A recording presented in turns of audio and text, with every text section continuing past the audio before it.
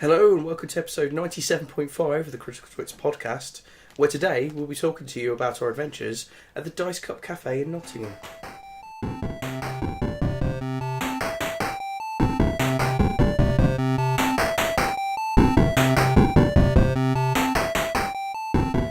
Hello and welcome back. I'm Aaron Vinsky. And I'm wife of Twit. And today we are going to talk to you about a bunch of board games we played at a board game cafe in Nottingham called the Dice Cup. So this will be a little bit rapid fire, I think, because we've got quite a few to go through and we don't want to keep you here forever. So consider these like a brief preview of these games and a rough thinking we had while we were playing them. But if you're interested in any of them, let us know. We'll try and get hold of copies to do like proper reviews of, if you like them. So, the Dice Cup then. We were in Nottingham having a little bit of a wander around while we was doing some recording for another one of our Critical Twits days out. And we stumbled across a rather large board game cafe in Nottingham called the Dice Cup. Yeah, it was much larger than I thought it was going to be. There's a little comic book section, which is like a little comic book store called Mondo Comico, I think. Yes. The board game section where you can buy board games, a cute little cafe section, and then you go up the ramp into the board game library and there's like a really big open plan area with loads of tables where there was lots of RPGs going on and lots of things that I didn't quite understand, so we sat down the bottom because I got scared and I feel at home in the board games. So we hid in the board games. Yeah, that seems fair. Yeah, they were quite welcome to role players. There was obviously a section for you to buy role playing bits and pieces, but I've seen some reviews of people saying that they asked for them to run sessions for them and stuff and they were happy to in places. So yeah, that's something I think different to a lot of board game cafes, particularly, is that role playing element. A lot of them avoid it, I think, because of the space availability and things like that. But yeah, no, they were good. The staff there were really nice. My favourite staff member, no offence to the guys who work there, was definitely Merlin, though. Oh, Merlin the dog, yes. Yeah, they do have an in-store dog that we don't think lives there. No, I think she belongs to one of the owners, maybe? Yeah. But she does have her little dog bowls and a bed, and she will come up and say hello if you wanted to, and she'll just sleep at the bottom of the ramp and you can give her cuddles when you go and get board games or when you come back. But most of the time she just chills in the corner. For the first night, we didn't even know she was there until she was leaving. No, that's true. I think because one of the guys was playing Magic the Gathering, which was running at the time on the night we went. And obviously just sat under the table giving him a cuddle while he was playing, which, you know, everybody needs their mascots. Yeah. So they were playing Magic the Gathering on the first night when we went in the pouring rain, and we went in after 8 o'clock because, you know, we'd been recording all day. Yeah. See other YouTube video, which may or may not be out, depending on when we release this podcast. Yeah. And then the guys come over and they introduced themselves to us, and we got some food from the really nice vegan cafe. We sat down and they turned the heaters on for us, and then they came over and they showed us how to play Machi Koro, which was our first game. Yes, yeah. Good link. Good link. Because we didn't quite know what we were doing. Yeah. So they took the time out of the game that they were playing to come over and tell us exactly how to play the game. Yeah, and it didn't seem like we were inconveniencing them in any way. It was like, no, I'm happy to do this. I'm just going to do it really, really fast because I'm in the middle of a game. Yeah, which is really awesome. Yeah, we did mention, as was mentioned, is a vegan cafe. Oh. However, we only knew that because, well, we'd asked after a little while and we'd seen reviews about it there. If I hadn't have known that, I wouldn't have known from the cakes. And the fact that they asked me what type of milk I wanted in my hot chocolate. And didn't mention real milk. I'm using quotation marks around there. No. But everything was lovely. It was really nice for me because I obviously can't eat dairy anyway. So knowing that I could have mint chocolate chip cake. Yeah. And what else did I eat? A red velvet cake, a red velvet cookie, a caramel shortbread. I had 2 pots of tea, of which there is many, many tea varieties, but you can't beat a classic Yorkshire tea. No offence, guys. And I had hot chocolate with soy whipped cream, soy milk, and mini marshmallows. Yeah. Oh, and fizzy mango. Best shop ever that sells fizzy mango. It's a thing you have struggle with. It's like if somebody's got a Rubicon and you're doing well. Oh, but yeah. There was fizzy mango on tap. Oh, and it was the best. I drank my weight in fizzy mango, I do believe. And I drank way too many energy drinks because they do provide them there. They have a fridge just for energy drinks. Yeah. You lot are addicts. Yeah. I was going to say, I wasn't the only one drinking them. No, Pretty much you were every table had all multiple drinking people them. playing them, yeah. We have problems. We've do. mentioned this before. Gamers have problems with Relentless. No wonder I got ID'd trying to buy one. It wasn't even for me. I must have just looked really out of place trying to buy an energy drink in Sainsbury's. Yeah, well, you were buying loads of sweets with it as well, so that didn't help. Yes, so as we mentioned, probably quite a while ago now, our first game we played was Machi Koro, which is a dice and card game where you are tasked by the mayor to build your respective towns, and you need to build 4 particularly important elements: the train station, the power plant, the amusement park, and something else that we can never remember because we've tried this 3 times already and forget every single time. A generic other Something else. massive piece of building that you have to build, which is like 18 coins or something. Yeah. Well, the first person to build all 4 of them is the winner. No other point scoring system, that's it. And as you said, 18 coins for some of them, so they go from like, I think, 8, 12... 18, 24, 22, I think, yeah. Which you earn money by building other buildings that will generate you coins from the dice rolls you roll every turn. So you'll either be rolling 1 or 2 dice, depending if you've got the prerequisite building, and each building you have corresponds to a particular number on that dice. If you roll that number, you get money.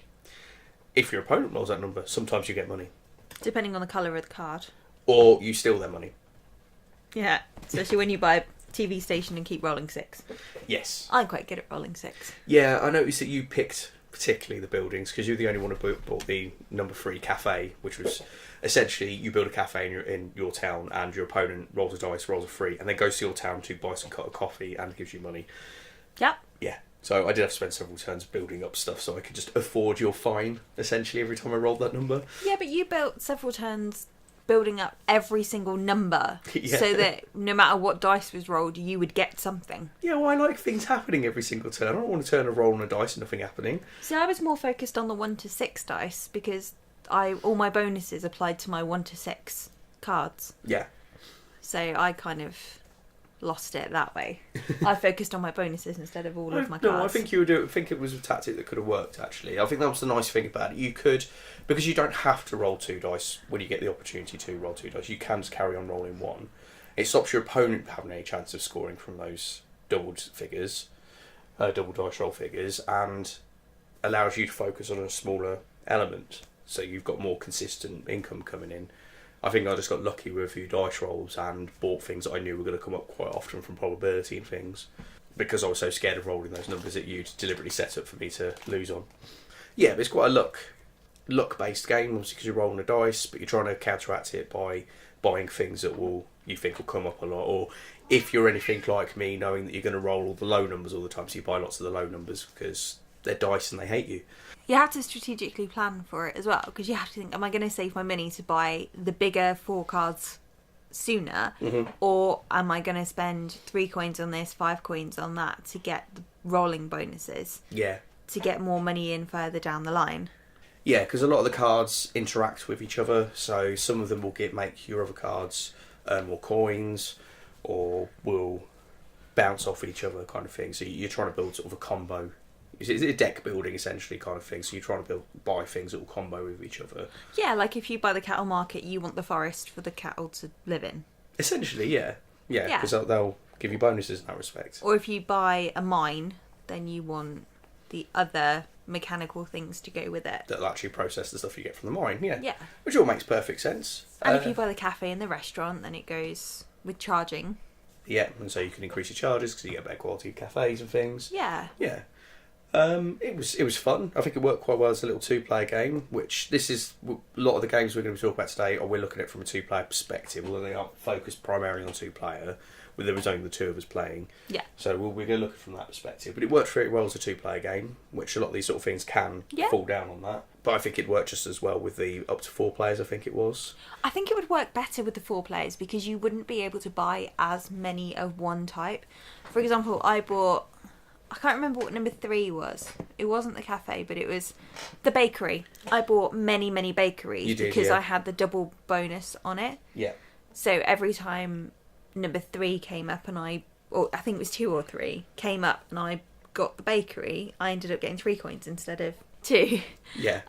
Because I had that, I'd bought the first card and it gave me a bonus on all of my merchandise and food earnings that I could have. Yeah.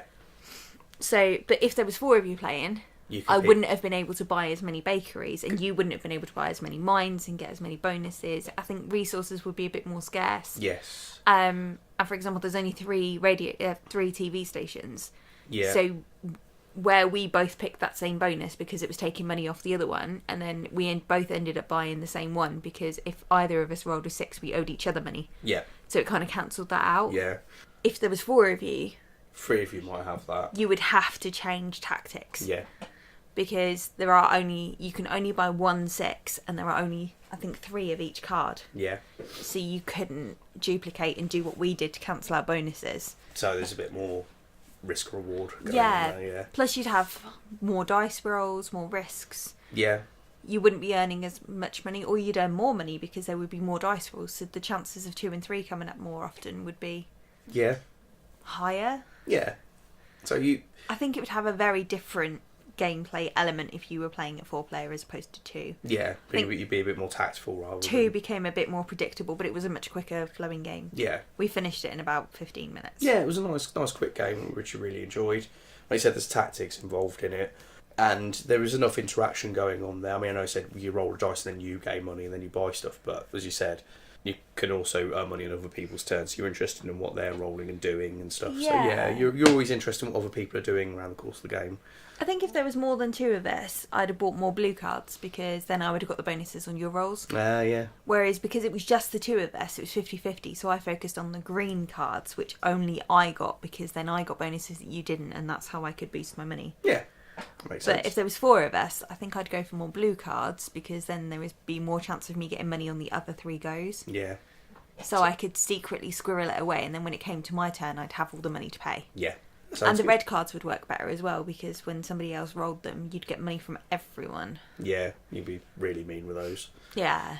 Yeah, but no, we enjoyed that one. It was a good game. The artwork was really nice as well. It was an attractive looking game. Nice, quick, simple little thing. Yeah, it was easy to understand. It was quick to play. Yeah. Then we had a go at Agricola. I think I'm pronouncing that right. Or Agricola, depending on how you want to pronounce it. I've no idea, but I'm going to call it the game of liars. Okay, yeah. We'll get into that in a second. So this is one of the... I think it's in the top 10 on Board Game Geek. Probably still, I could check, but I'm too lazy. It's a highly rated game. Jamie has raved about it for ages. I've been eyeing it up for a long time. It's very expensive, but I've heard very good things about the 2-player element of the game. Yeah. It works quite well as a 2-player game. It is very Eurogamery. Well, it is a Euro game. So it's that you have your puzzle in front of you, you work on your puzzle. There is a limited amount of things you can do to interfere with the other player, at least in the version we played, because we played a simplified version. I don't know. There was quite things that you kept doing to screw me up when you knew I needed extra resource, or when you knew I needed food to feed my family and you were the starting player. You did take my resource to stop me from building things. Yeah. So with a lot of these games, the same with Suburbia and things like that, you can sometimes tell what your opponent wants or is going for. And because it's a worker placement game, so you've got 2 people in your farm who you can then send out to go do different jobs. Yeah. And there's a massive selection of them, and as the seasons go on, you'll get more and more of these jobs appear. But certain of them are more useful than others at particular points. So there's only one space that will give you reed, which you'll need to build your houses up. So the instant you know your opponent has got loads of stuff looking to build the house, but they don't have any reed, you might deliberately send one of your workers to go get reed, which might be a disadvantage for you, but it puts them down more. Yeah, so then they can't build a house to breed, to get more players, to do more jobs. More things, yeah. So it's a lovely... These games sort of live or die on the engines they develop, essentially. So this one had a wonderful engine, and the thematic element to it really helped tie in how everything worked. So you have a farm. it has just been, the plague has just happened, there's not many people about anymore, but you need to grow your farm in order to deal with the rising population, which hopefully you'll be included in if you build the house expansions. And don't cheat. Again, we'll get to that in a second. For growing your farm, with the aim of essentially filling up your farm board with stuff. So either sowed fields or grazing areas for animals or buildings for your workers, the people that live there. And because it's that kind of medieval farming thing, you know exactly that if I go out and sow plants and grain, I'll get more grain from that. I can then get some of it back to replant, but it'll take time to get that back. I can then bake that into bread. I can then cook that into other meals, but with buying the other elements. And it all sort of just chains together to get you more and more stuff, ideally, if you do it well and don't cheat. Just don't shake your head at me. I know I did this all wrong. I will explain. Yeah, so you've generally got sort of 2 to 4 goes before it becomes harvest time. Yeah. At harvest time, you'll get all the things from your fields. You can slaughter your animals at this point and things like that if you need to, but you need to feed your people. Yeah. If you don't feed them, you have to send them out begging for food, which loses you loads of points at the end of the game. But there are loads of ways to feed them. You can become a day labourer, you can take the starting player and get a food token, you can go fishing, you can sow the fields and get your crops back, you can put a fireplace and then cook that food, you can get animals and then sacrifice them. Yeah. So we didn't actually have to use the begging cards. No, I think, but again, that might be because we were playing it 2-player particularly. Yeah. Come 4-player, where the resources are more scarce, you're probably going to be struggling a bit. I think it would be a very different game. But you're also, by going specifically for stuff that gets you food for that harvest time, you are not developing things as well. Yeah. So if you go for the starting player, true, you're going to get choices early on the thing, and you've got some food for your people, but you've not built a new house to grow your family. You've not developed your field in order to plant things into it later on. Yeah. So you constantly, it's this risk-reward thing. You need food, but you also need to grow more. You need to expand. Otherwise, you'll lose points at the end of the game. Because each space you don't develop on your board at the end of the game is lost points. Yeah. If you don't have one of each type of animal, that's lost points. If you don't have one of each type of food at the end of the game, you've lost points. If your buildings aren't the most up-to-date and modern buildings, you lose points. If you don't read the instructions properly and you lie to your wife on how to play the game, you lose points. Yeah, so this is, I mean, when you're playing the game, it's actually fairly simple. As I said, because the engine and the theming all work very well together, you quite understand how everything interlinks with each other and how one thing corresponds with another.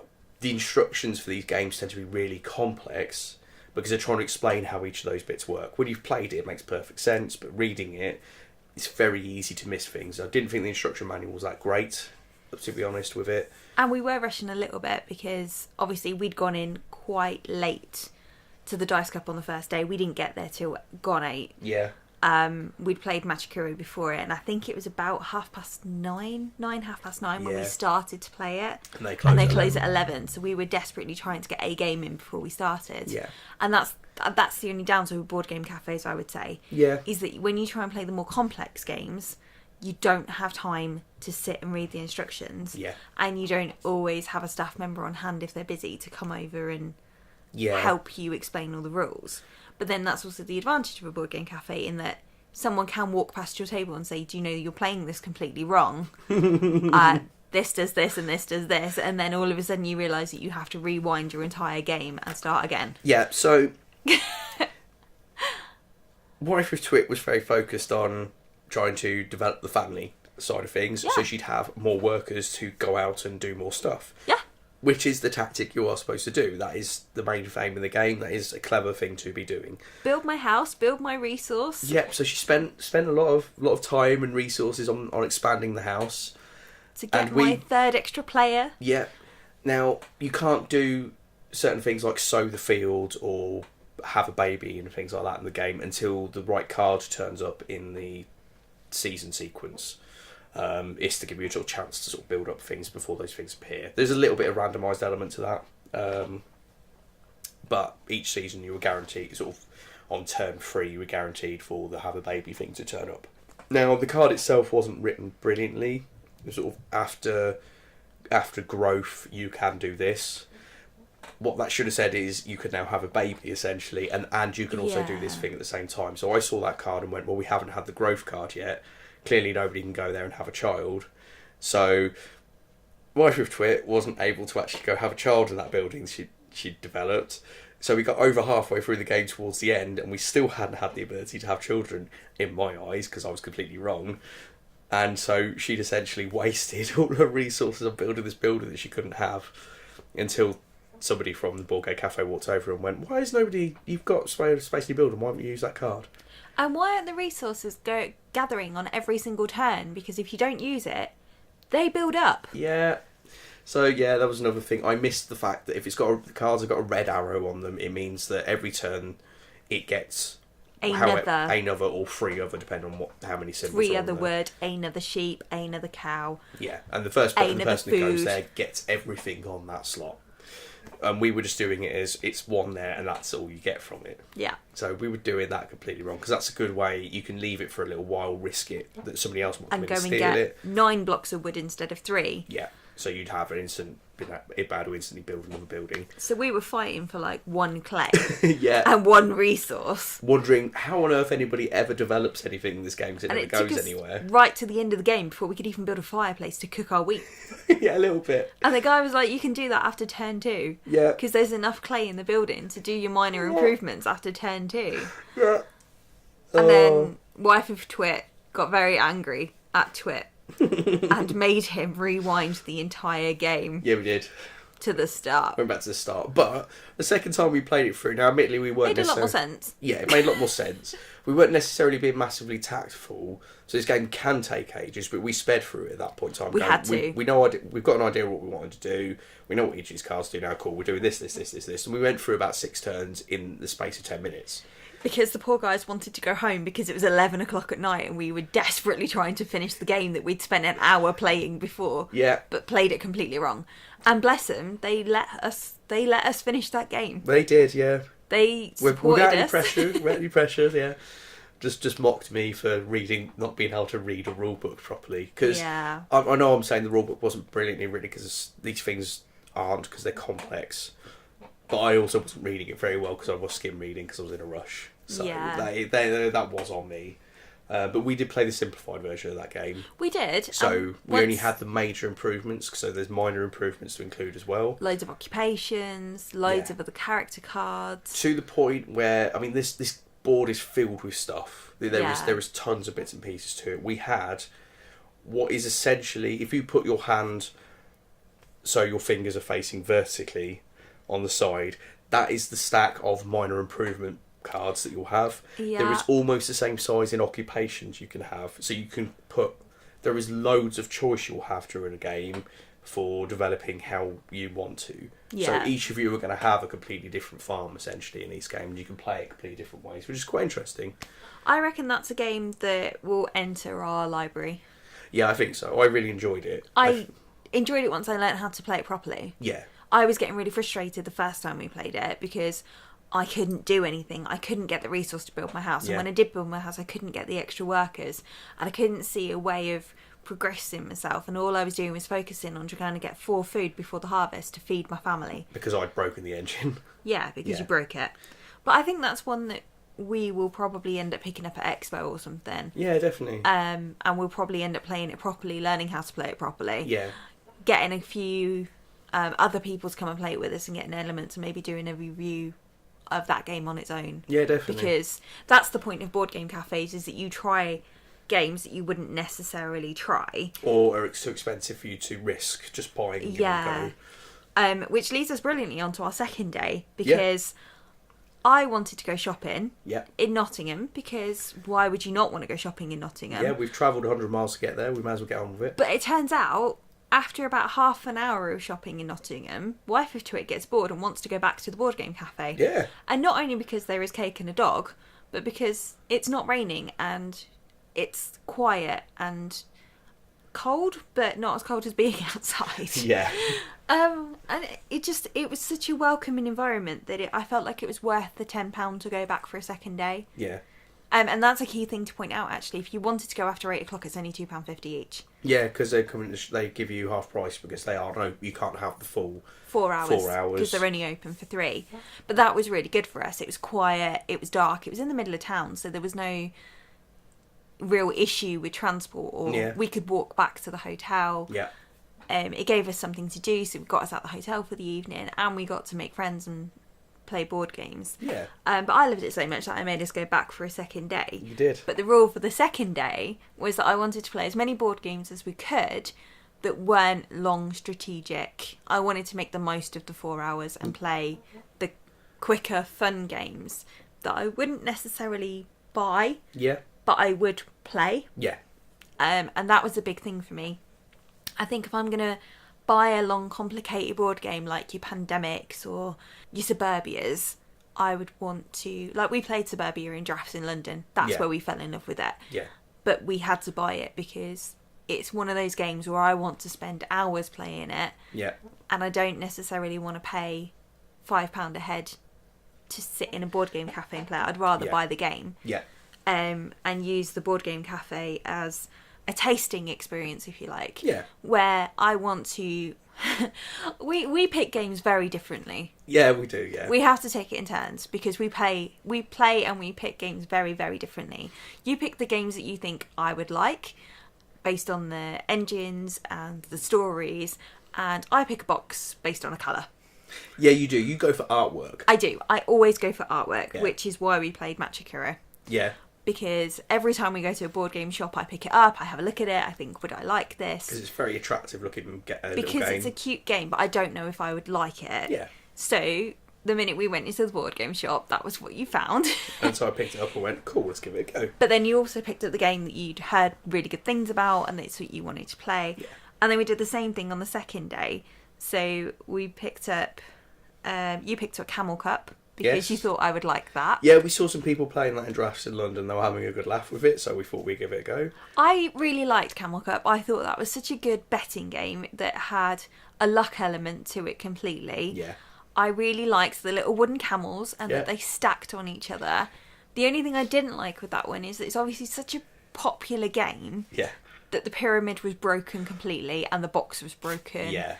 And that's the disadvantage with board game they cafes. Can get worn down. They tend to replace when something is really badly done, but a little bit of wear and tear can make or break some of the more physical ones. And Camel Cup was actually a surprisingly quite physical game, considering it was like you said, it was a betting primarily game. Yeah, it is essentially betting. Yeah. But it's also good to teach kids maths and dice rolls and probabilities. Yes. And it was hilarious watching you trying to shake the pyramid to get a dice out because you failed. So in the game, so I'm going to slightly distract and then come back to that because I just couldn't do it. It was bad. So Camel Cup is essentially it's a horse racing game with camels, which I'm assuming is probably an actual thing. Again, I haven't looked at it, but you have some money and you are going to bet on who wins each leg of the race. So each camel will get a dice roll to move forward a number of spaces. If they're underneath a stack, they will move a whole stack with them. If they land on another space for another camel, they'll go on top of a stack. You'll bet on each of those legs, and you'll also bet on who you think will be the overall winner and the overall loser at the game when they get to the end. So you make bets by taking a card from the top. That is the colour of the camel you think will win that particular leg from a stack. First person can win 5 coins if that camel wins 3 and then 1. And then you get 1 if it comes in second, or -1 if it comes in third, fourth, or fifth. Yes. And with the overall winner, you will, if you're the first person to put the colour of that camel down in the stack, because you can theoretically put all your cards in the winner's stack over the course of the game if you originally think the red camel's going to win, and then orange, but yes, the orange, and then for some reason the green camel starts coming first, so you change it over, so you can just put there, but you get more coins based on who's first in that stack. Yes, so you get 8 coins if you pick them first, 5 coins if you pick them second, Yeah, and so on. It's the same with the loser. So you're trying to take things early enough to make more money, because whoever has got the most money wins. But you're also trying to figure out who's going to be in that position before you take them. So there's again that risk reward that comes with gambling. So because you can choose either to A, take or make a bet, or roll the dice. Now, rather than rolling a dice as normal in this game, you put them in a pyramid, which is a nice little 3D pyramid that comes on the board. Which is an amazing idea. It's a nice little thing. I loved that little pyramid. Yeah, because each of the dice are coloured for the camels. It hides them, so you can't pick your camel. Yeah, you'll know by the time it gets to the last two who the last two dice are going to be in there, but you don't know who's going to come out next. Yeah. So you've never got any. You can't. It stops people being able to cheat. Yeah. You've got a dice bag or something, although these games will say, you shouldn't look in it, you should do it hidden and stuff. There's always a possibility with this. Somebody can just look in and see what they've picked. You cannot look inside that pyramid. Yeah. You couldn't even get a dice out of that pyramid. No, I couldn't. So you put the dice in the top of the pyramid, and then you slide a little slider, and it keeps everything hidden, and then you can shake the pyramid up, shake all the dice. You then turn it over and open this slider, and one of them is supposed to pop out. Now, as we said, this is a well-worn game, so the corners of the cardboard have been, pre-loved, very well-loved. Game. Have worn slightly, so the top kind of caves in itself a little bit. Yeah. For some of us. Well, for me. Because every time I turned the thing up, would pull the slider out, would lift the pyramid up, and there'd be nothing there. And I'd be holding the pyramid above my head, and nothing would be coming out, because I was squeezing the pyramid wrong. And no matter how I held that pyramid, how much I shook it, how much I poked the hole in the hopes of dislodging something, I could not get anything out. So I never actually got a roll of dice in that game. I did. Yeah. I got to roll all of mine and all of yours. Because I couldn't do it. It's just awful. But that's, it's a physical cardboard piece. Those things wear after a while. There's ways of reinforcing it to stop that. And in fairness, that game's been played a lot to get to that stage. It had been played a lot. You could tell from the state of the box, from the state of the cards. It's a well-loved children's game. It is, yeah. Well, you could argue that it's not necessarily it's nothing adult about the artwork. It's all very cartoony and everything else. It's gambling, though, so theoretically you shouldn't play it with children. But as you said, I think there's a lot. I would play it with children. It's a good way of teaching probabilities. It's a good way of teaching maths and things like that, because this wouldn't work in a 4-player game. In a 2-player game, you were able to do this by essentially, rather than rolling the dice at any point, you took, because you'll get coins for rolling the dice as well, you took the first bets for all of the camels. So I was guaranteed to win 5. Yeah. Well, 6, because one of them would be in first and one of them would be in second, and then the other 3 would be -1. Yeah. So I was always guaranteed to get 3 coins. Yeah, from that. Now, I obviously didn't notice you doing that because I wasn't paying attention. You did not. I could quite easily have interfered with that, but I was trying to be tactful, going, who could win this? It didn't win me at all. But that wouldn't work in a bigger game, because I think other people would spot that easier. To be fair, I did win, but it was luck more than judgment, because I picked the orange camel to win because it was the closest thing to red, which is my favourite colour. Yeah. And I picked the green camel to lose because I don't like green. So, and I placed a last minute bet on the yellow camel to win, because the yellow camel sat on top of the orange camel. Yeah. Because the orange camel was in the lead all the way around, and I kept betting on the orange camel. Red's my favourite colour. I'm always going to bet on the orange. Yeah. Or the closest to. Yeah. I really don't like green. Green is like the worst colour on the planet. Yeah. I don't like it. So I'm always going to bet for green to be last. But I got 8 coins because that green came last. Yeah. And he came last on a technicality because somebody else jumped on top of him. Yeah. I think it was white. The white one. Jumped on top of the green. Which the camel on top is technically ahead. Yeah. Yeah. So, green was not in the last until the last second. No.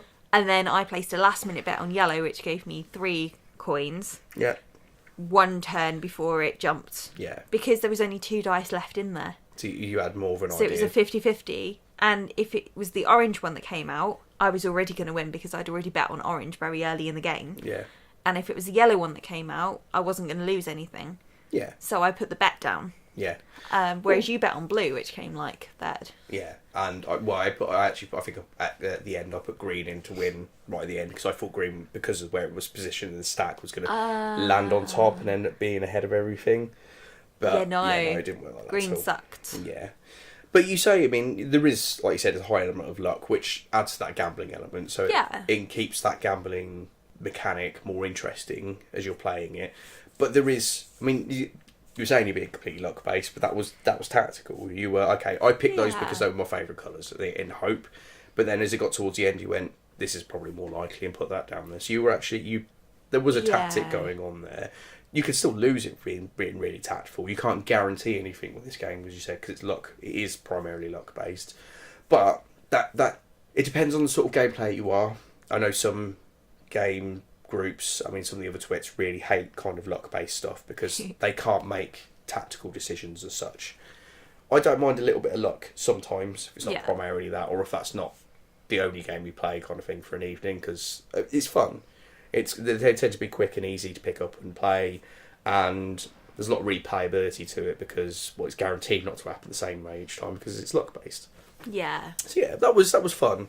I think it would have worked better with more of us. I'm not sure I'd potentially buy it, but it was definitely fun to play in a board game cafe. But then that's the whole point of the board game cafe, isn't it? Yeah. And then after that, we played Sushi Go. Yes. I did not like Sushi Go. From the offset, we found two varieties. I brought one over, and it was a 3 to 5 player version, so I had to go take that back. And then there was another one in a tin that was a 2 to 5 player game, which is like a travel version. Yeah, which for some reason they worked slightly differently. I think it might be one of them. I think was Go Sushi, and the other one is Sushi Go. We played Sushi Go, which was the 2-player travel edition that you could put in your bag and play on a plane or something like that. Where you are essentially, you have a stack of cards. You put one down in front of you. Each of you does that, and then you pass the cards over to the other person, and then they put the card down in front of them from that, and you pass the cards around. So everybody gets to play with all the cards at some point, but the stacks are getting smaller and smaller as you go. Yeah. We're trying to make sets of things. So tempura, if you have two tempura, you score 5 points, but if you've got 1, you score nothing. Yeah. The person who's got the most maki rolls scores 6 points. The person who's second is 3. If anybody else is 0.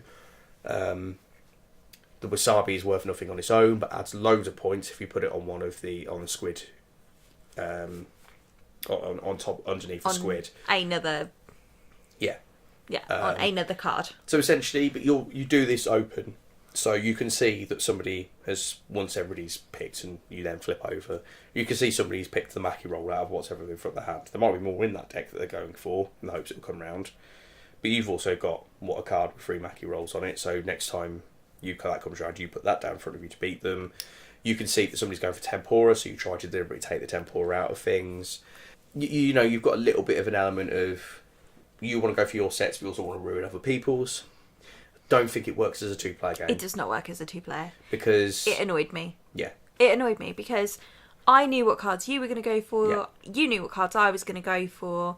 I knew that there was no point in trying to get the sashimi set because there weren't 3 cards in there was only 2. Which we learned by the second turn because we both, at that third turn, because we'd then seen each other's hands. Seen. More players would make that much more difficult. You've got no idea, but again, and you'd have to have made that tactic earlier on. If it's a 4-player game, I think it would be a lot better. Yeah. But as a 2-player game, it sucked monkey balls. Yeah, it did. I knew what cards you were going to go for. Yeah. And you knew what cards I was going to go for. So you blocked me, so I got no points. I blocked you, so you got no points. Yeah. So neither one of us could get the 10 points because there was only 2 of the 3 cards in the deck. Yeah. And it just became a pointless card passing game. Yeah. Where nobody was scoring anything and there was no point to it. Yeah, pretty much. I mean, after about the 5th round, there was no point to it. I would say probably the 3rd or 4th at that point. It just became pointless. You picked up the tempura on the first turn. I picked a Maki roll. It came round. You'd picked another tempura because there was one in my deck. Yeah. So you got the points from that. I saw one in there. Knew I didn't have another one. The other one. I went, well, I can leave it with that because. Oh no, I saw there was 2. One in mine, one in yours. So I took one. So I knew neither of us could score that point. But you taken enough Maki rolls to then beat me, and I knew at that point, again by the 4th turn, that there wasn't enough in there unless that was all I focused on to get that back. To get that points back, and I knew I was going to get 3 points from it anyway. Yeah, so there was no point. I knew there was only the one wasabi, so as soon as I'd taken that was fine, but there was multiple of the things that go on top of the wasabi that score extra points, so I knew I was guaranteed to get something from there. And yeah, we knew that one of the other cards was going to score. It just doesn't work as a 2-player. It doesn't because it's too predictable, especially if you know the person you're playing with, because you know the game tactics, you know how they're going to think, you know where they're going to try and block you, so you don't even go for it. Yeah. And it was one of those games that the cards smelt funny, the graphics weren't amazing. They were cutesy. I mean, They were cutesy, but they little weren't... happy sashimi and little bright-eyed Maki rolls. Yeah, but they were cutesy, but for the price of the game, because I've looked at it before Yeah. in board games, and it's been one of those things like Machi Koro where I like the box, so Yeah. but I've never bought it because I don't know if I'd like the game. Yeah. And I think if I'd paid like 15 quid for it or whatever it is, I'd be annoyed. I would seriously be annoyed. For playing, yeah. Because I would never play it again. And it's not one of those games, unless there was like 2, 4, 5, like 3, 4, 5 of you where you can mix it up a bit. For a 2-player, I wouldn't. No. I wouldn't waste my time on it. I'll be honest with you, even with more players, it would be more interesting, but I don't think it's something we'd probably come to. There's not enough to it. It's a quick, don't get me wrong, it's supposed to be a quick filler game anyway. It is, but it's like playing an adult version of Snap. It is actually, yeah. It is essentially Or Happy Families. Snap, but Snap where you get to look at everybody else's cards so you know what's coming. Yeah. It's not got that randomised element of Snap that you can put a card down and it would be silly. I think if you were to play it closed hand, so if we were to pass the cards around and you kept all your 10 cards face down until the end of the game, yeah. that would make it more of a risk element because you'd have to then remember the cards that you had to then logically work out what the other person had taken to see what their game tactic was. I know in that deck there was a Maki roll. There is not a Maki roll in here, so one of those players has put a Maki roll down. But that was a big one. But that Maki roll that's gone, is that the Maki roll that I've taken, or was there another Maki roll? You have to look at your own cards. Yeah, but there was like 6 Maki rolls. Yeah.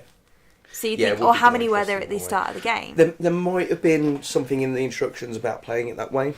Yeah, but the instructions told you to play it open hand, which is what we did, and that annoyed me. So after the first round, I was done. Yeah, I was out. Yeah. I think there are advantages to it. If you wanted a quick travel game, go for it. Yeah, because it's if you small, like compact. the Japanese art style, go for it. If you like Japanese food, you know, it could be quite cutesy and playing on a plane and stuff like that. I don't think it's something that anybody's going to be massively sort of come back to all the time. Though. There are better of those sort of games about. Yeah, I wasn't a massive fan of it. We didn't play it for very long. We had a couple of rounds and then it really annoyed me. Yeah. So we moved on to the Rick and Morty card game. Yes, Total Rickall. Rickall? Yeah, I think that was it. Based on the episode Total Rickall. Yeah, which was a little bit better. But again, I obviously have a thing against these type of card games. Yeah, no, I'm with you. I'm with you on this one as well. Okay, so basically in this game you are trying to figure out who are the parasites and who are the real characters, but none of you remember who anybody is. So you put a character card down with an identity card underneath, which will either be parasite or real. And there are more parasites. And there are 2 elements, versions of the game, but it's primarily supposed to be a cooperative game. So all of you have a hand of cards that allow you to do actions. Like look at the next identity card, figure out who, swap identities and players, shoot people and stuff like that. If you shoot 4 of the real characters, you'll get massively depressed and lose. Yeah. And you win if you declare if 50% of you agree that all the parasites are gone off the table, so all the characters are free because you're constantly putting a new one on every turn. If there's no parasites on the table at any point, and you all agree on it, well, 50% of you agree on it, and you win the game and there are no parasites, then you win. Yeah. Sounds like it could be okay. You know, a bit of a deduction game. There's a random element to what you can do because you're reliant on the cards. So you might have 4 cards, or 4 Beth cards, who shoots the characters. Yeah. Or 4 Jerry cards, who just messes with things without looking at them and just swaps character identities around without telling anything. There was nice little throwbacks and touches in that respect to there was, the episode. in that it tied into the series because obviously the characters were characters from the characters you were shooting were characters from the game. That episode, yeah. From the whole series. Yeah, there were a couple of things. There were characters from the whole series. Yeah. And that was good in that if you're an avid Rick and Morty fan like we are, you can tie in with the characters and you go like, oh, it's this character or this character. I'm going to Jerry it, sorry. Yeah. But the thing is, because it's cooperative, the Jerry card I didn't really like it. No. It was something you were forced to play, I think, in the cooperative game. It is, but I think if we were playing against each other, then you would use the Rick card to look at the top card and you kept it a secret, and you'd be like, well, I know that person's real, so I'm not going to shoot them. But then you can jerry it up and you can swap the cards over and you can mess it up for the other people. Yeah. I think that would make more fun, because you're trying to sabotage the other person, which is the whole point of Rick and Morty. You can jerry it, you can force Beth to shoot one of them. Yeah. You can be Summer, where you look at 2 cards and rearrange them. So you know who's the parasite and you know who's real. Yeah. And you can force the other character to be Beth and shoot one of them. Now, as I said before, there are 2 ways of playing the game. So there is the cooperative version, which we played, which frankly was bland. It was boring because you looked at a card, I looked at a card, we knew who were real, we knew who not to shoot. Yeah. We got the Beth cards to come out, we knew who were parasites, we shot them in 4 rounds. Well, I think we done. lost because because it's constantly putting new characters out. It was a couple of times where it's like, well, we don't know if it's parasite or real. I've got mostly shoot cards in my hand, but let's shoot something, it'd be funny, kind of thing. What we weren't really... It didn't feel like being tactful at all. It was just like, I just kind of wanted it to be over and done with. I played I tried to shoot Summer 10 minutes ago card just to end the game. Yeah. Because it shot all the characters. Yeah.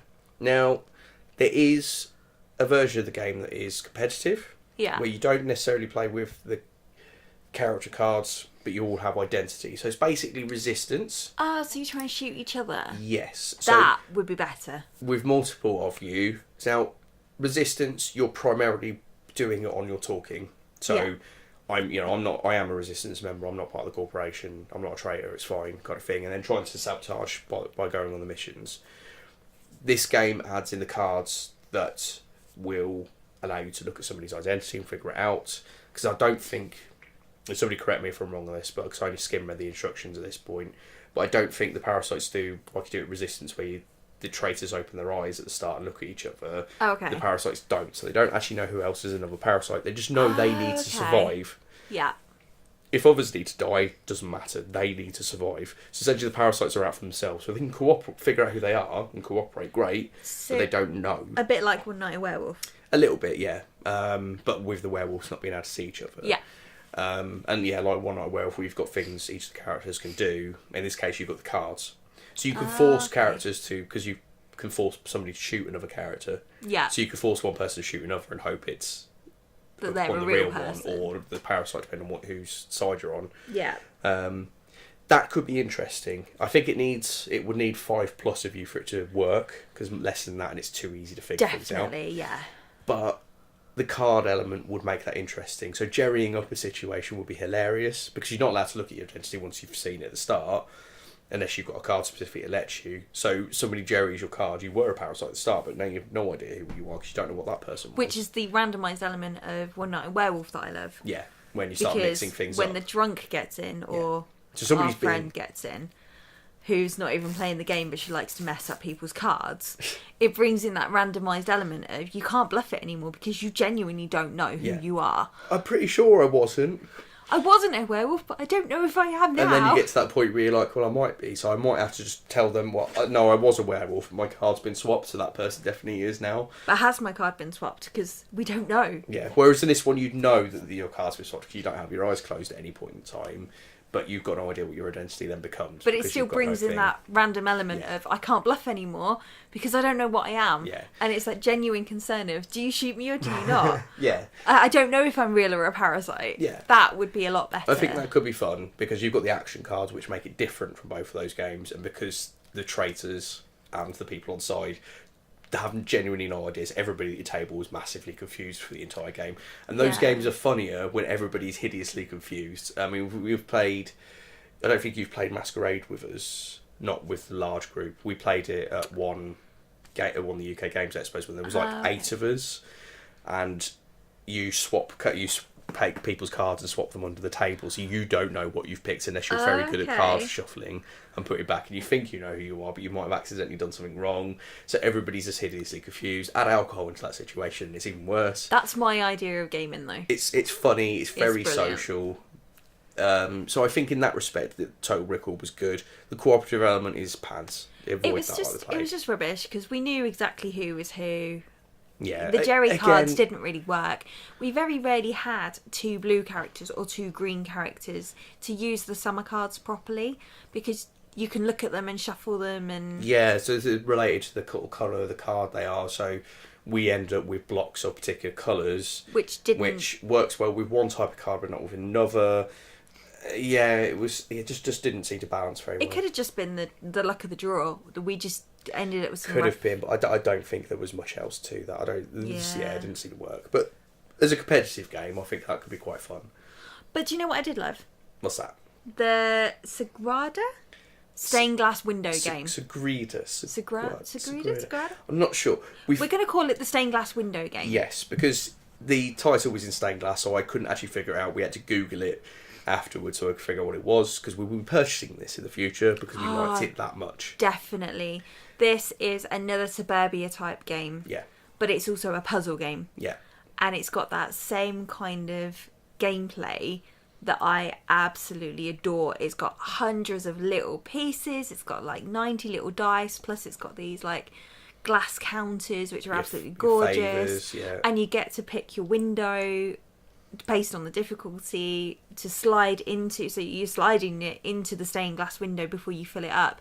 And then you can't have a 2 next to another 2 or a purple next to another purple. And the strategicness of I can't put that dice there, and you can only put a dice next to another dice. So it's not like you can put a 2 on the top line and a 4 on the bottom line. Yeah. You have to get the dice roll in the exact order of the colour or the number, because your window requires certain numbers and certain colours in certain positions, and you have to be able to add that dice on that roll when it's been rolled in that window slot, but only if you've already got one next to it. It's a giant puzzle game. I loved it. Yeah, so absolutely loved it. As you said, I mean, there's hundreds of pieces. All the dice are tiny, brightly coloured dice that represent your stained glass, essentially.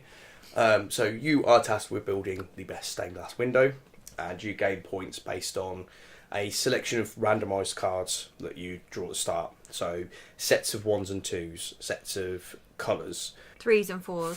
Threes. Light shades, medium shades, sets, dark essentially. shades. Yeah. And you lose points if you haven't filled for each space you haven't filled on your window. Which you couldn't fill because you lucked out on the dice. Essentially, you have to take every dice you can each turn. If you cannot take a dice on a turn, you are not filling up your window. You run out of dice. So it is a drafting game. So you will take out, for a 2-player game as we played it, 5 dice. Yeah. So there is enough for you to take 2 each, and then 1 is left over at the end. Which is the marker to say that round is done. Which is nice, but it also sort of reduces the dice pool in random elements as well. So they're all different colours. You roll them, and then you start off by having to put a dice on one of the edges. Yeah. They have to hit the prerequisites of the card you have slotted into your stained glass window, as you said. So there's a huge stack of different cards. They've all got different restrictions on them. So some of them will have areas where you have to put a purple dice or a yellow or a blue. Other areas it's a particular number you have to put in those sections. Yeah. You also, as you said, are not allowed to put dice next to each other if they are the same number or the same colour. As orthogonically. I'm probably saying that completely wrong because it's a word I've actually bizarrely never come across before until we played. But it was in every set of game rules. Yeah. Diagonally is fine, but up and down, left and right, you cannot put same number or same colours next to each other. So you're constantly having to plan your positioning of things. You've also got your own personal goal, which is, from what I can tell, basically a particular coloured dice that you want to have, and you will score points based on the values of those dice. So you're looking for the highest numbers of a particular colour to put on your board. So my personal goal was yellow dice. So I chose the stained glass window with the most yellow squares, thinking that would force me to get the most yellow dice, because I could only fill my window. And then you wouldn't know that was my personal goal, because you would think I was doing it to fill my window. Clever. So see, I didn't have that option. You wouldn't take the yellow from me, because you'd be like, oh, well, she obviously wants the yellow to fill her window, not she wants the yellow to get the points on her personal goal. I still took a yellow on a couple of occasions. Yeah, and I took your purples, but because it's a drafting game, you take it in turns. So one person takes a dice, then the next person takes 2, and then the other person takes 1. One of the last 2. And then it goes on the next turn, it goes the other way around, essentially. Yeah. And in the larger number of games, it essentially works out everybody gets a chance at taking. Sort of it goes round back and Everyone forth. would get 2 die. Yeah. So you know you've got a limited selection of dice and numbers on the board in front of you because you've only got 5 to choose from. And so again, you can sort of see what another person is going to be going for. Yeah. So you can deliberately choose things that not primarily great for you, but are going to ruin it for somebody else because the others aren't that great for you either. So you've got that little bit of interaction there. Again, this is very Eurogamery type of interaction. It is. You're not deliberately messing with each other through a card or stealing things or anything, but you're looking at what they're doing, how they're fixing their puzzle, and how you can interfere with that puzzle. Yeah, we were more focused on doing our own windows though than messing with each other. A little for the first game, yeah. The puzzle of trying to fit the dice in to fill your window is more of a concern than messing about with somebody else. Yes. I reckon once you've got the know-how of slotting it in, but I spent minutes, and I do mean literal minutes, staring at dice, staring at my window and be like, well, I can't put a 4 there, and I can't put a yellow there, and I've already got a red there, and I can't put a 3 there, and I need to put this 5 here, but I've already got a 5 there. Yeah. So I can't slot that 3 yellow. I had a yellow 3 for a good 10 minutes before I figured out that I could use one of the special cards to move an already existing yellow dice into my yellow slot because I'd already put a 3 next to it. So I couldn't have another 3. So I had to move a yellow 6 and then move that yellow 3 into the other yellow 6 spot because it was next to a 4 and a 5. So this might put some people off because obviously you are very focused on your puzzle, so you can get very head down on doing your little thing. But again, because we like Suburbia and Agricola, where you do very similar things in that respect, it doesn't bother us so much. We can enjoy those sort of things. I love those games. If you get over-focused on a puzzle and you don't like that sort of style of game, this might not work for you. But as you said, there are some. You get a selection. And again, this is a randomised element. There are huge stacks of the gold cards and there are huge stacks of favour cards, which allow you to do special things with the dice. You can either re-roll them or move one dice somewhere else, ignoring certain rules, and various bits and pieces. But they cost you to use. So the first person to use it costs them 1 favour, and you'll start off the game with 5. And the second person to use it will cost them 2. And I think it's 2 again for the next person and stuff like that. So it costs you 1 then 2. So you've got enough essentially to do all 3 of the actions once if you're the first person. Yeah. Or 2 of the actions second time and 1 of them once if you're the first person. If you manage to get 1 of them as the first person. Because you've only got enough to do them a little while. So you can't do loads of messing around. But there's enough there for you to adjust stuff to make things work. Luckily, I only needed to use 1 of them once. Yeah. And then that was enough for me to sort out my pattern. Yeah. So they're slot in my dice. Even though they're randomised, there's always something of use in there. We did miss the fact that a couple of them were you can only do them straight after drafting, and because it was the first time we played the game, we weren't entirely sure what was good and what wasn't. I think so we weren't using those cards. But again, that's something that comes with learning these games. Like with Agricola, there was loads of major developments we could choose to put on the board that neither of us went for because we weren't sure how they were going to actually help us. Yeah. Later games, once we've understood, it's like, we'll definitely go for that because that's going to make me do this, which will make me do that. So yeah. But again, this is going to be one that we pick up. Yeah. It's the style of game we like. We like those kind of puzzle things between us because we'll talk about something else while we're figuring out a puzzle.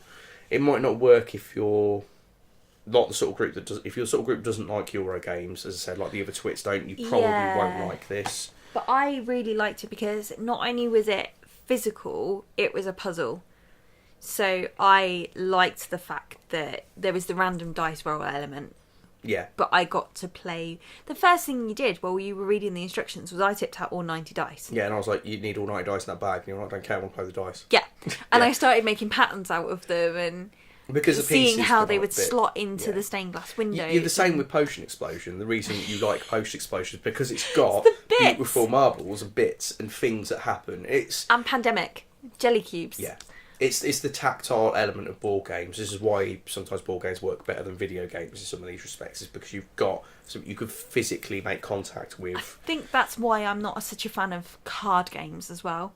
Because they always feel the same. Whereas I liked the Agricola, just call it whatever you like. It's fine. The farming game. Yeah. I really liked that because it had little sheepies and it had the little wooden animals. Oh yeah, and the sheepies that I made You made, pump each other yes, because they need more you sheepies. bred the sheepies and then you killed the sheepies Yeah. to eat them. But it had that physical game pieces, and this is why I love board games so much, because you've got the jelly cubes in Pandemic, you've got the little sheepies in the farming game, you've got the little dice in the stained glass window game. Yeah. You've got something, while somebody else is thinking, you've got something that you can physically, tactile touch to, and you've got... It's the same with Carcassonne, things like that. You like the dice and the dragon and the princess. You've got the little wooden meeples. Yeah. You've got things that you can physically move And touch, and I think sometimes that helps with the puzzle games, particularly because you're making contact where you're not just staring at something. You're physically moving things around. I think that helps with you thinking, and it activates other areas of the brain, which is always good. It does, and it keeps your brain tactile, so it's always good for children stuff as well. And it nicely ties into the next game we played, which was Mutant Meeples. Mm-hmm. Which was a puzzle game, and it did have wooden meeples. Yeah. But actually, I didn't get on with it because it's a puzzle game, but that had no physical pieces other than the meeples. And some little bits cut. It was so bland looking. It really was. It was a looked grey, really cheap. a grey board with grey cities that Yeah. you couldn't really see. Yeah. But then you had to move your meeples around them or jump them or phase through them, or depending on which mutant meeple you got, to get to a target point somewhere random on the board that you couldn't necessarily always get to. But because because you couldn't move the meeples because you're both trying to solve the same thing, you had to do it in your head, and I really struggled with that. Yeah. Because I didn't think the cities stood out. Because they were grey cities on a grey board. Yeah. So I really struggled to get the problem-solving element of my brain to say, well, Ozzy can walk through that, and Bluebeam can beam to another spot, or like Shortstop can stop in front of a building, but he can only do it once. Because I couldn't instinctively see where the buildings were. The design of that game wasn't great. So essentially, you are organising some superheroes. Yeah. To try and get to a spot on the board where there is a crime occurring. Which is randomly generated through counters. Yeah.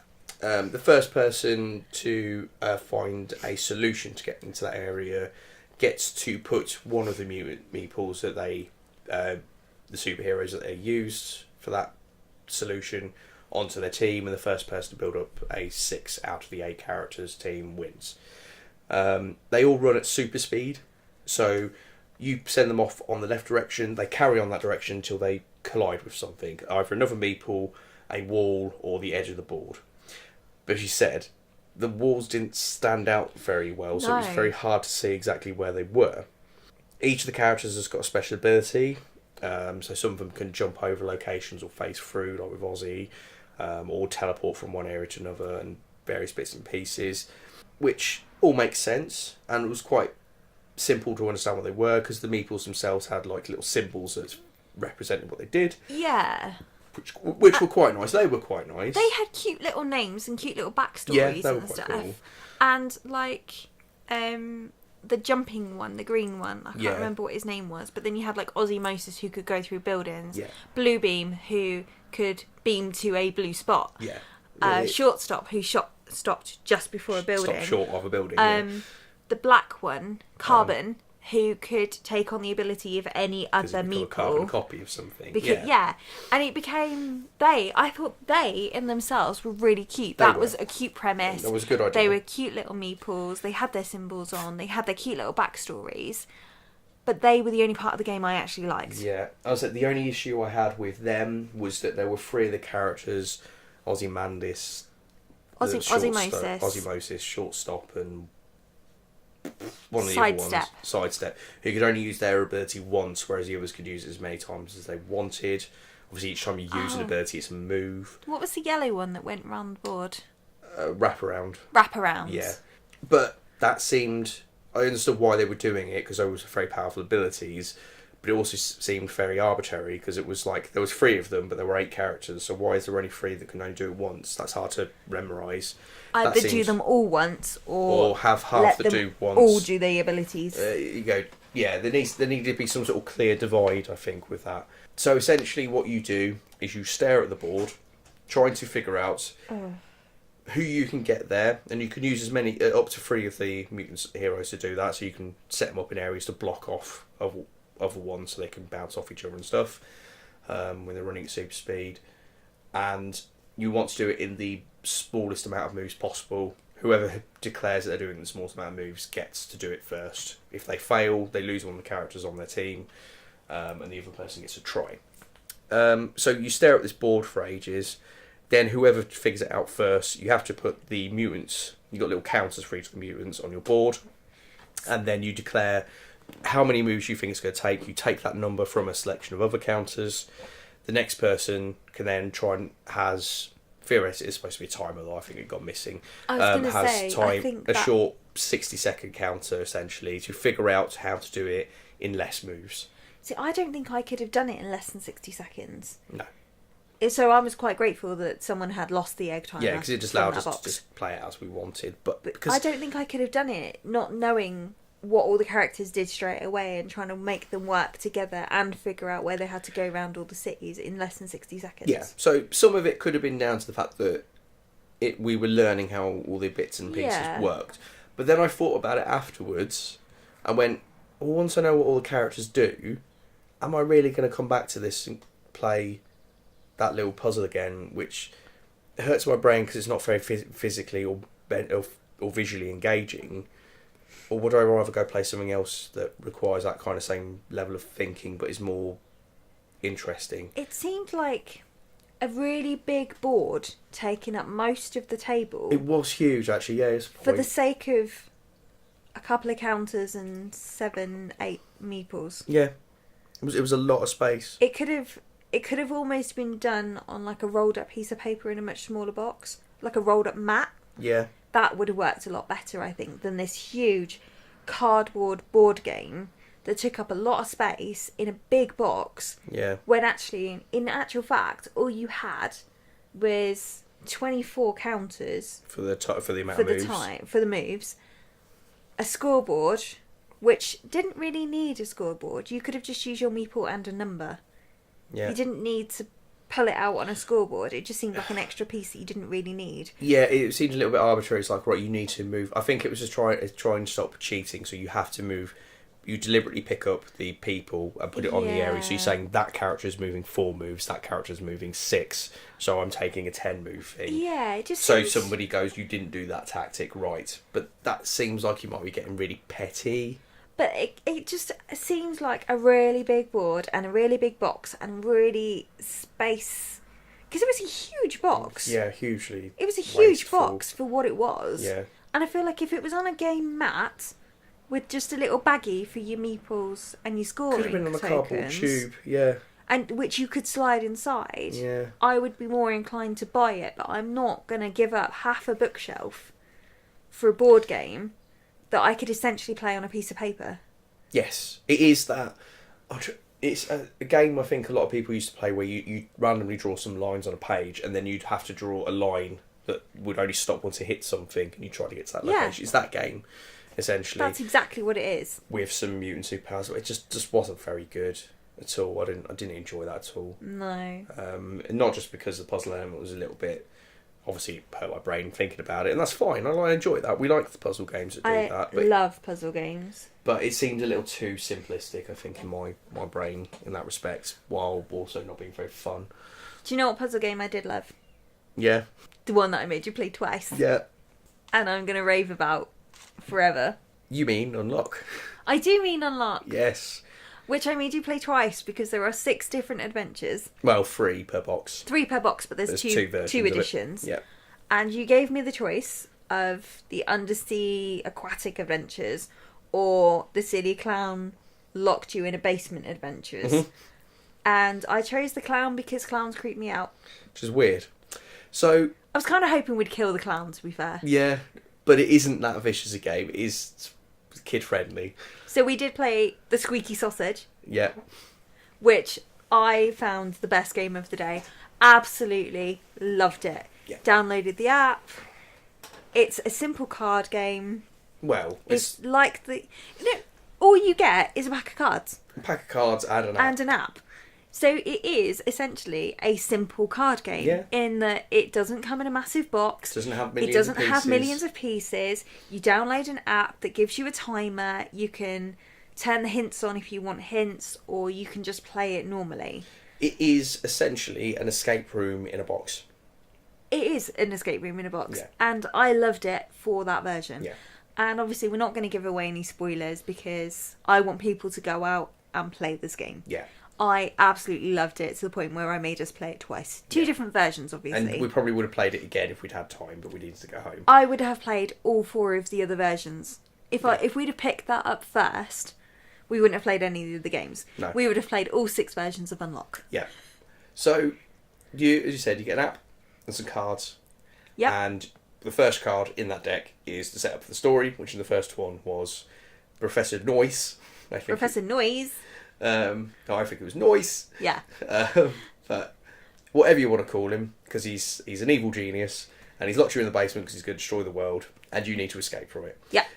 The other one that you played was you're looking for a spy who's created a truth serum, and you know he's in an underground system somewhere. So Scientist in a lab. Very escape room setups. Yeah. Here's something silly. You're trapped somewhere. Get out. So it will tell you to draw particular either lettered or numbered cards. Yep. You will look at them. They will either show a picture of a room with a bunch of other numbers on, which will be sort of various objects that you can look at in the room. Yeah. They will be red cards. Which needs to be partnered up with blue cards because they are sort of objects. Combination of things. Or a yellow card, which will be a lock, which Yeah. you'll use the app for to put in a numbered code. Which would then unlock drawers, safes, padlocks, all sorts of stuff. Same as you would in an escape room. Yeah. You just do it on an app. Oh, yeah, with the cards. So you'll be looking through the cards trying to find any hidden objects or numbers you can see in them for something sort of sneaky hidden in the background. Cheeky little numbers they were hidden. very well hidden in the background. I'm still sure I saw a number on the top of a dusty cupboard at one point, which did... This is a possible problem with the game. I thought I saw the number 31 in one of the games on top of a dusty cupboard, so I looked for number 31 because I thought, this is one of those sneaky numbers. And it was like, aha, you've discovered the code for this lock. And I was like... Wait, hang on, I don't even have that lock. Put it back in, that wasn't the right one. It's got loads of red herrings in it, so you think you'll find a solution. You will do that thing, that card will then tell you off, and you'll get a penalty on the timer. So you get 60 minutes to solve these problems. Yep. You can get, as you said, you can get hints with them, which you can turn on or off, which I thought the hint system was quite clever. You put the number, there's normally sort of a code on some of the top of the cards that you put in, it'll give you a hint towards... But it won't tell you the answer. It will just say, where do you normally find this? Yeah. What does that look like to you? Yeah. What does this symbol mean in real life? Just to make you re-look at things again. And each of them was enough when the couple of occasions we did get stuck. Like, oh, yeah. Of course. Why am I never going to see that? It had good playability. Yeah, it did. It had really good playability. There was only 2 of us doing it. Yeah. And I think that made it a lot quicker because we beat the app in like half the time. Yeah. And I think that's because we got so into it that you were drawing the cards. I was telling you what cards to draw and you were drawing them. Yeah. But while you were doing that, I'm like, right, this red card, it needs a blue card. It needs an answer. And... What would go with this? How does this function? To be fair, we both do math for a living. Yeah.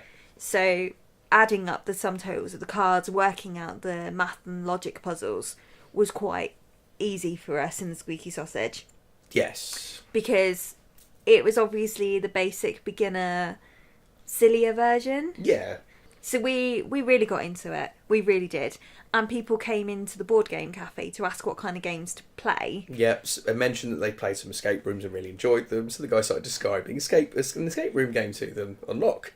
At which point I was like, look, we're playing it. This is what it is. At which Buy point it. he dived in front of you and went, but don't look at the cards, it'll spoil the whole thing for you. And that's the only thing about the game. I mean, I absolutely loved it, but now that I've played it, it's got no replayability. No, it just rates you based on how well you do, how many hints you take, how many things you fail on. But I think even if I left it a year, I would still... because it's quite instinctively know. Yeah. I've played this adventure, I would... But you would in an escape room. Yeah, they're kind of one and done as well. Yeah, it's the same way as... That's why they cycle around so much, isn't it? Exactly. It's the same way as a point-and-click adventure works. It's like, I still know how to solve getting across the chasm in Monkey Island, Yeah. even though putting a pulley in a rubber chicken makes no sense, It's because something- it's distinct. Yeah. And although these weren't that kind of point and click bizarre, they were logic. They were logical links to things.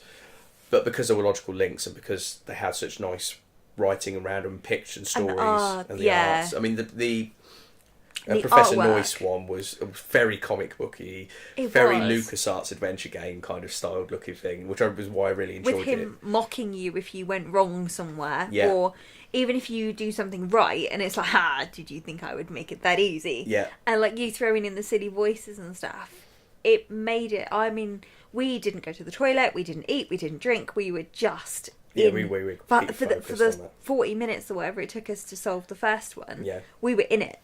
There was no looking away. We were in it. I think the building could have burnt down around us and we wouldn't have even noticed. Yeah, pretty much. Because we were so focused on sorting out the maze and getting the drawer open and Figuring out what to do with the garden. how to get out, and It was very, very engaging, but as you said, because it was so engaging, it's memorable, which means its replayability sucks. but There are free versions in the box, yeah, but it's nearly £30. which is £10 per game, Which is not which awful. is cheaper than escape rooms. Yeah. And if you were to say we played it as a Twit, and then Brian played it as a Twit, and then another Twit played it, and another Twit played it, and you played it in all separate groups, but you each put £10 in Yeah. to play all 3 games, then it would be worth it. Yeah. Or if you were to head to a board game cafe where you can pay £10 for 4 hours for 2 of you, Yeah. and you could blast through 5 of those 6 games in 4 hours. Depending on how good you Or are. 4 of the 6 games Yeah. in 4 hours. Yeah. I think for board game cafes, things like Unlock are amazing. Yeah. It was Or- definitely something, if you go to one of these places, that you need to grab. Or if you are happy to play like almost like Dungeon Master, if you were happy to take it to different groups of friends, different families, like we could take it to our family at Christmas and get them to do it, And play it. And then but rather we would than have to be the app, we the would app be the... Yeah. rather than a participant. Which could be fun. I think with the Professor Noyce one, I think that would have been fun. With the lab technician. the underground system one, I don't think that would have been fun for you to DM. Again, very escape roomy. You know, you're normally sort of looking for a spy or something in some of these. You know, Yeah. can be ultra serious and stuff, but that can be less fun to role play. I thought that one was harder, but because it was more serious, it didn't have the silly elements Yeah. of... The Squeak and the Sausage had very silly elements on what you had to do. Yeah. Like, to get out of the room and stuff, you had to do some very silly things you wouldn't necessarily do in real life. Yeah. Like finding recipe books and stuff like that. Whereas the lab one, it was all about getting the vials in the right order and cracking safes and finding hidden rooms, and it was Yeah. a lot more serious. Yeah. So it did take us a bit longer because we weren't instinctively like Monkey Island style, let's put this and this together because it would be funny. Which is ridiculous. We actually get on better with that kind of... This doesn't logically make any sense, but I see a pattern here. So let's do this. Let's do this. If I were in a comic book, what would I do? If I were in a video game, what would I do? Yeah. Oh, I'd mix this and this and do this. Oh, it worked. Yeah, but I'd say if you either were going to buy them as a big game group so that you could share them round and play them individually, Yeah, so you don't all play it together at and once. not share the story, Yeah. it could be a really good laugh. Like, Yeah. we could buy it for the Twits and every Twit could play it in a different group. Yeah. And I think it'd have a lot of replayability. But we couldn't play it again. We've played 2 of the 3 adventures in We'd that play the box third now. one. We wouldn't go back to the other 2. Not because they weren't fun, But because, but because we'd know done it too well. Yeah, you'd And- have to leave it a good while before you came Yeah. back to it. I mean, it's not like you will go through the whole deck during the course of your play, so all the cards will come and play at once. No. There was a huge... Once we were finished, there was a huge stack of what were essentially red herring cards. We didn't even know we were coming to the end. No, because we had so many left. And these are all cards that will give you penalties for doing something wrong. And some of them were like, who would do that? But they'd kindly thought somebody done it, so they put it in as a penalty. So Yeah. there is a lot of things that can throw you off, I think. Especially if you're not... I mean, we've played quite a few escape rooms and games like this, so Yeah. if it's not your sort of you've never tried it before, you can get thrown quite easily, I think, in this. Yeah. But as part of the fun. So there might be some replayability if you don't complete it the first time, obviously because you want to come back and do it. I honestly think if it was more than 2 people, you wouldn't do it in an hour either. I think you'd you'd arguing a bit spend more. so much time bickering. Yeah. Because you wouldn't instinctively. I think we were quite lucky in the fact that we played it together and we know each other so well that when I said this and this goes together, you were like, yeah. And when you said, oh, actually, no, this and this goes together, I could see the logic. Yeah. And there wasn't a lot of bickering. Whereas if we played it as a big group, yeah, I think there would be a lot more. Well, this goes with this and this goes with this. Why does that? Why? And you'd bicker a lot more, and the time would suddenly. It's just what tends to happen in escape rooms, to be honest. The more of you that are in there, although you could each work on an individual puzzle, you tend to argue over one particular element. You say that, but when we went to the escape rooms, the girls thoroughly whooped your butts. Yeah, you did. I'm still leaning on the fact that clock was set up wrong in that room, but we wouldn't have got anywhere near as far as you guys anyway. We got out and you were still in the first room. You didn't even know there were 2 extra rooms. We really didn't. Jesus, we were terrible. Bin that logic. That logic. We would have seen the other rooms at least. We wouldn't have got out though.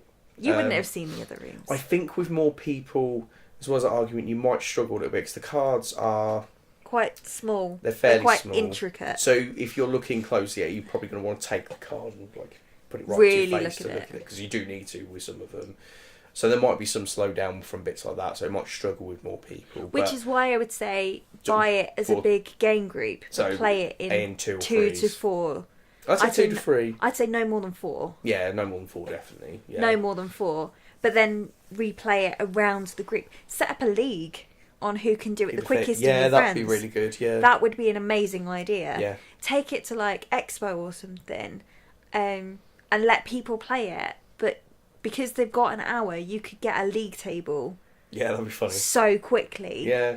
Because it's got the replayability, but you have to have different people. Yeah. You couldn't replay it with the same people over and over again. But if someone said to me, oh, run the squeaky sausage for 8 hours, I'll be like, do you know what? On it, just give me the deck. Because I love watching people trying to solve it. And when you know the answer, there is nothing funnier than watching your friends or your family try and solve something that just you know the answer to. Slip over the top of it. But it's so stupid. You were so close. Yeah, you could wind them up and you could, or you could throw in red herrings and stuff. I think if you were going to do it as a kind of DM, I think there's definitely the element in you could have a lot of friends if you were taking it to work or your friends or your family or whatever. You could share it around, but I wouldn't want to pay £28 for it. And it'd just be us. It'd just be us two. We'd feel like we'd been ripped off. We'd burn through it in an hour.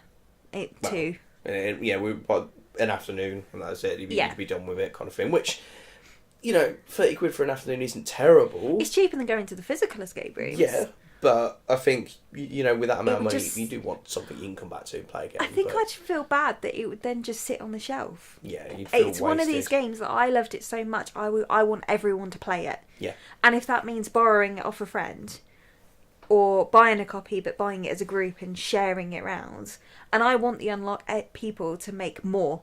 I want them to make many, many more. The fact that they've got to... there might be more. We haven't Googled this, so... No, I want them to make as many as they can. But if they listen to this, can you please make them more like the squeaky sausage and less like the lab coat stuff? Because... We want silly. Yeah, I love the silly comic book style. Yeah. I instantly went to the squeaky sausage just because it was called the squeaky sausage. Well, I think that's something it's got over escape rooms. Because a lot of the escape rooms... I've been to ones where they've played it up and hammed things up and stuff, but for the most part, they've got to be quite serious fairly themes. Real. Yeah, they can't do overly silly because they can't physically make those things work. Whereas you can be ridiculous still be logical, but be ridiculous with something that's on a board game, which you could be with because it was very Lucas. It reminded me of Manic Mansion actually, which I don't think I've not played with you. We'll have to play that because you'll play that and go, this really reminds me of it. But I would thoroughly recommend them to everyone. And if you have got a big group of people, chip in. If you're at uni or whatever and you share games around the dorm, or if you are a Twit and you've got many other game groups, friends in the game group, buy it as a group. No one person take the £28 hit. If everyone chucks in a £5 and you buy it as a group and you play it all individually, get a league going, make a game out of it. Make a challenge out of it. Could be good. Maybe the winner gets to keep the box. If the Den is listening to this, This is one of the Invest in things. them. Oh, because I should have messaged you about this after I left. Because I'm surprised if you haven't already. Definitely get it. Because I Invest think in them. because people jump on it and yeah, do league with them because people have fun with that. I will happily come and help you run it. If I can do the squeaky sausage over and over again, I will happily come and I'll come and help. That'll be a laugh. Right, we've got one last game to talk about. I loved it. Which I don't know whether it is a game. I can't not It call is it a a game. game. But it is a very, very small children's game Which is the whole point of a board game cafe. of going to a board game cafe. This is not something we would in the slightest pick up anywhere else. But I did. But yes, wife of Twit picked it up. I went, this would be funny. And in fairness, it was quite funny. It was because hilarious. it was ridiculous. Penguin Pileup. Penguin Pileup. Which Penguin is essentially- Buckaroo. Yeah, Penguin Buckaroo, exactly. It's all it is. You've got an iceberg on a very precariously balanced bit of plastic. Yep. You have 20 penguins split between however many of you are playing it. Yep. And the first person to put all their penguins on the iceberg without them falling off wins. If any penguins fall off while you're balancing stuff, They become your they penguins. become yours and you have to put them Don't back on. they? Yes. Yes. Yes. But it did say on the instructions that no one person could put 20 penguins on. Well, yeah, and it was I would like, just this like is to the point ultimate out, challenge. Putting all 20 penguins on the iceberg is very difficult because they're slanted in places. Oh, There's yeah. very few actual nicely balanced places. But to the Penguin Pileup developers, did it first time, beat ya. Yeah, all right, show off. Because I grew up on games like that. On- I grew on up Buckaroo, on Mousetrap, Pop-up Buckaroo, penguin. Pop-Up Not Pirate. Pirate, yeah. Pop-up penguin. Everything's a penguin now. Do you know what I mean? I grew up on games like that. Jenga, Buckaroo, Yeah. all those physical putting things together games. Yeah. Like what was the one? Not Mousetrap, but there was like a marble game where you had to get it through the maze and up the stairs. Marble and Madness? I That might have can't- been the I video can't game. That might remember be a video what it game I'm thinking of. but I know what you mean. it was like yeah. a physical maze, and you Yeah. had to get it You through have the like two twisty things on the side that twist the bounce Yeah. the maze back and forth. and you yeah. had to get the marble up the stairs and Yeah. across the bridge and all that kind of stuff. That's the kind of game I grew up on. Yeah. So putting 20 penguins on, we didn't even put the stabilizers on. We put it on the ricketiest iceberg you could ever have. Yeah. But that's why I love it. That's why I love Ice Cool. That's why I love Penguin Pileup. It's the physical, tactile, silly games. A little thing, yeah.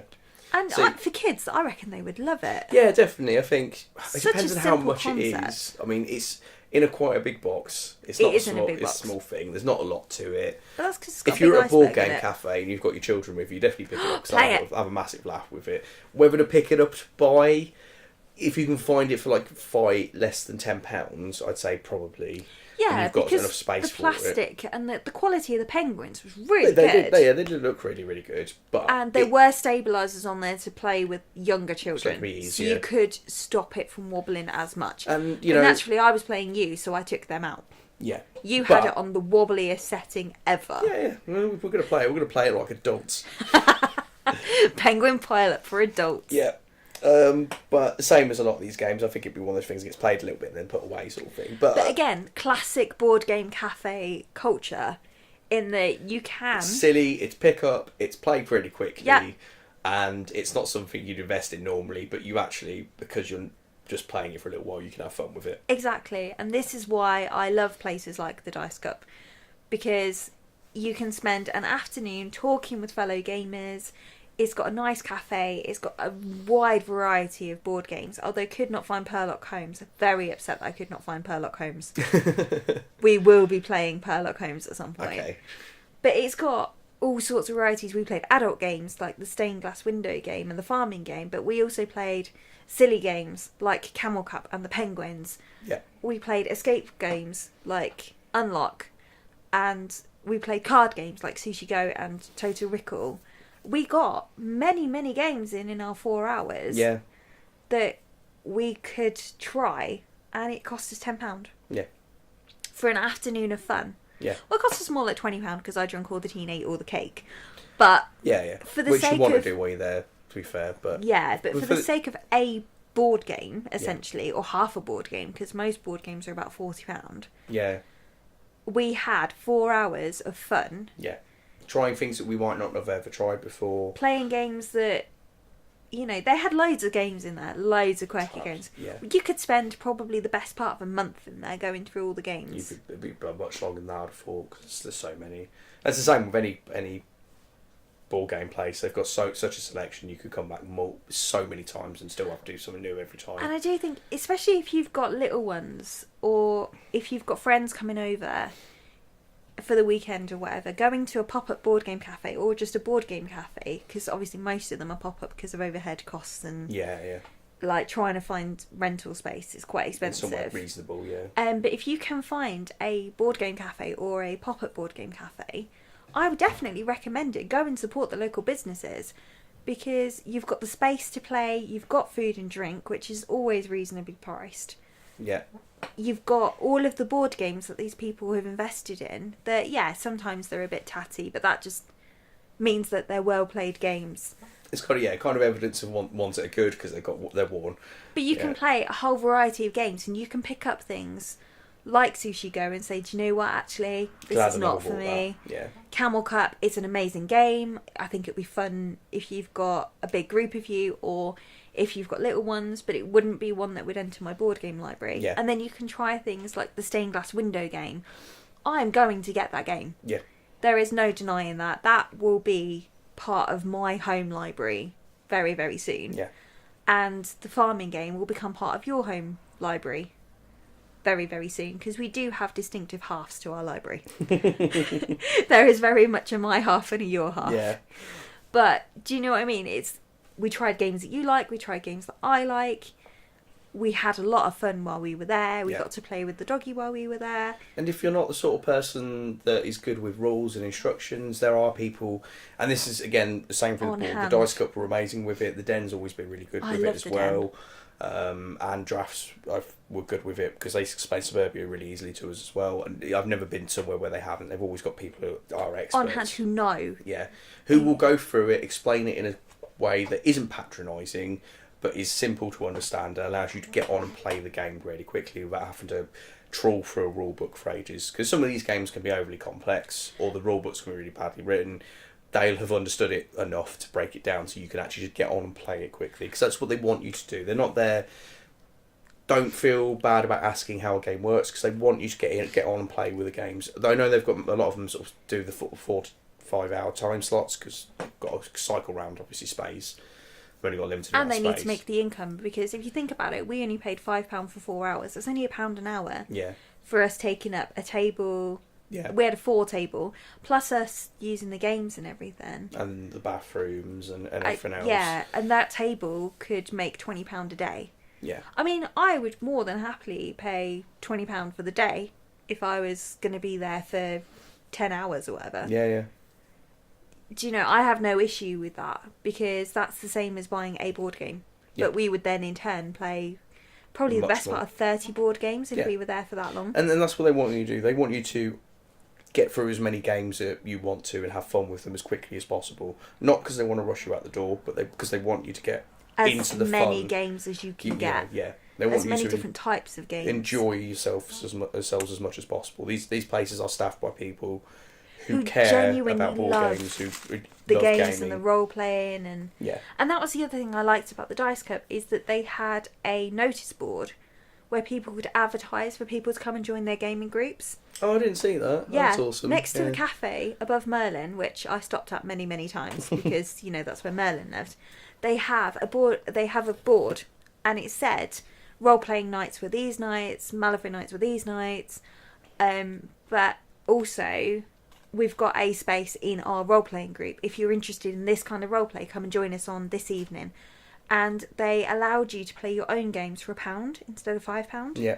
So you could just rent a table, which means you in turn could then meet all of your friends in a safe, warm location in the middle of a city centre to roleplay. Yeah.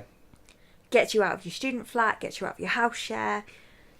Allows you to meet up with people potentially that you wouldn't normally be able to meet. Exactly. Because space is difficult. I mean, we're lucky that one of our members of our roleplay group has a large enough living room to fit a gaming table that can fit us all round. I mean, but that's 1 out of the 10 of us. Yeah, none of the rest of us could manage that. No. Or would do, but very cramped. So having a space available for groups like that is awesome. Especially if you're only paying £1 each. Yeah. £1 is it's a chocolate bar. Yeah. So for £1 a week, you can go and you rent this table, and you can play for 4, 5, 6 hours. Because if it's an evening and nobody else is coming in, they won't kick you out. They'll let you stay as long as you buy food and drink. Yeah. Most places will let you stay over as long as they don't need the table. Yeah, if they've got people coming in or asking stuff, obviously you're probably going to get restricted. But other than that, you're free to stay as long as you choose. Or you pay £1 and buy another 4 hours. Yeah. Just make sure. And you can have gaming days, but they run tournaments, they run competitions and stuff where obviously it's quite expensive entry, but the prizes are really good. Yeah. I heard some guys talking about it while we were there, and it is a community hub for like-minded people, and for people like myself who don't ordinarily go out to gaming events. Yeah. I would happily go to a board game. I've gone to many board game cafes in our time. Because it's a safe environment where I can sit down and people don't judge me for not knowing how to play the games. They don't judge me for not being a role player. And it's a normal cafe. I can get food, I can get drink, it's warm, it's safe. But I can also buy the board games and things while I'm there. So if I really like something, I'll buy it and bring it home. Yeah. But it gives me a set chance to play as well. Because when I'm at home, we don't have time to sit around and play board games. Food shopping gets in the way, and housework gets in the way, and friends and family and work, and we do, but it's other things happen, so you tend to, unless you specify a particular slot for yourselves, you tend to lose it a little bit. Whereas if you go to a board game cafe, gone somewhere specific, you're there for 4, 5, 6 hours. You want to make the most. You make the most of it. You're dedicated to playing games. You're sat at a game table in a game store playing games. Yeah, it's that downtime that just takes everything else away. We even put our phones away until we needed the app for the unlock. Yeah, it's true. It's probably the first time in months where I've not had my phone out to look at for the entire time. Yeah, you put it down for like 4 hours. Yeah, because even when I'm role playing, because I've got attention deficit disorder, I have to keep flicking between multiple things because I get itchy if I don't. It gets to me sometimes, but if I can get hyper focused on something I'm really interested in the right environment, which these places are, I can enjoy myself. Yeah. So we had a really good time then. We did. Hopefully some of these have kind of intrigued you and you're going to go out and look at them, or you're going to go to your local pop-up or store-based board game cafe and go and play some games and mess around with some of them. Yeah, go look for pop-ups if you don't have a static board game cafe. Hunt around on Facebook. Have a look in local community centres. Have a look on local groups, because they pop up in all sorts of random places. And trust me, these guys need your support. Yeah. Because it costs a lot of money to buy all the board games, rent out the places. They need local support, and if you support them and help them raise the money they need, they may be able to get a permanent location. Yeah. Which will turn into places like the Dice Cup and stuff like that as well. But they do need game help and game support. Yeah. You do need to support your local communities if you want things like Dice Cup Cafe and other board game cafes to survive. Yeah. Look around for them. Go play games. Go play many games. And play them with random strangers, because the people there are always, nice, and they've gone because they want to play games. So you will meet, as you said, like-minded people, which is awesome. So, if you've enjoyed this, please like and subscribe by clicking the like and subscribe buttons. Or that might differ depending if you listen to this on a different podcast application. We don't know. But please share it around as well. Tell your friends. Share it to your local board game cafe and go buy these games because they sound quite cool. That's fine. And don't forget, if you want to see Twit and wife of Twit having a battle, and I do mean a physical battle, head on over to YouTube and check out the Nottingham videos from our Twits Day Out. Yes, which may or may not be up yet, but if you like your YouTube videos, yes, there will be actual physical abuse on the Nottingham Video Game Arcade videos. But yeah, I think that's it. So we will talk to you again soon. There will be some Netrunner and Malifaux content coming up soon. I know people have been asking about that, and we've been a bit not lax with the Malifaux content. We have been very lax with the Netrunner content. It's been difficult to get hold of stuff. We've only recently, in the last couple of months, actually got hold of the latest data pack, and we're still trying to get our heads around the whole changes and things. But we're getting back into it, so some stuff will be appearing for you guys soon. Don't worry. But yeah, we will catch you again soon. Bye. Bye.